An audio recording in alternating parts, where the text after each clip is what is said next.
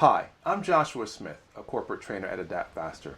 One of the most important tools in all communication is empathy. Empathy allows us to understand one another on an emotional, physical, and intellectual level.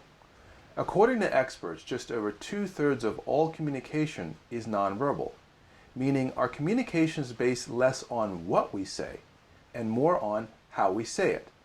For example, say I'm your new senior manager and we've never met, and I introduce myself by coming to your office or desk and saying, "Hey, I've heard a lot of good things about you. Hey, I've heard a lot of good things about you." You probably think that an alien spaceship came down and beamed this human being up for experimentation purposes. And standing in front of you is an android. "Hey, I've heard a lot of good things about you." It's hard to do. By having a mechanized voice and a flat affect, a blank facial expression, your brain doesn't quite know what to do. Am I being sincere? Am I being deceitful? Or am I playing a joke? So let's try it this way. "Hey, I've heard a lot of good things about you." "Hey, I've heard a lot of good things about you." Can you feel the difference? My body message and my vocal message matched, and your brain went, ding, we've got a match.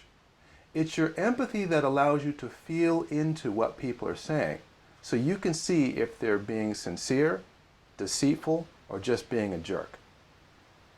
Here are some numbers on body language. Be warned, those of you who love to talk.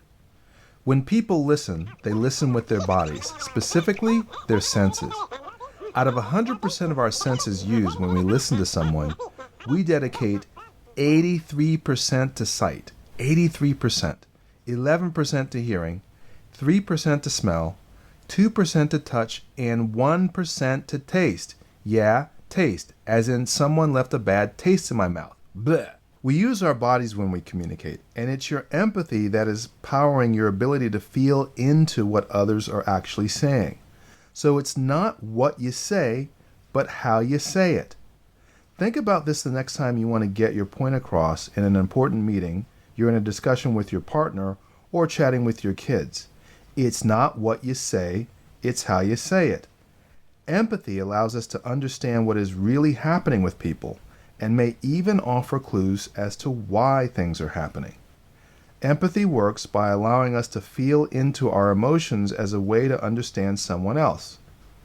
It comes courtesy of our paleo ancestors who 1,000,000 years ago started inventing language. They first started communicating using gestures and body language.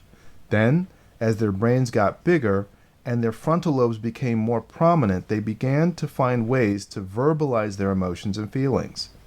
This allowed them to become more precise hunters, gatherers, healers, builders, navigators, and leaders.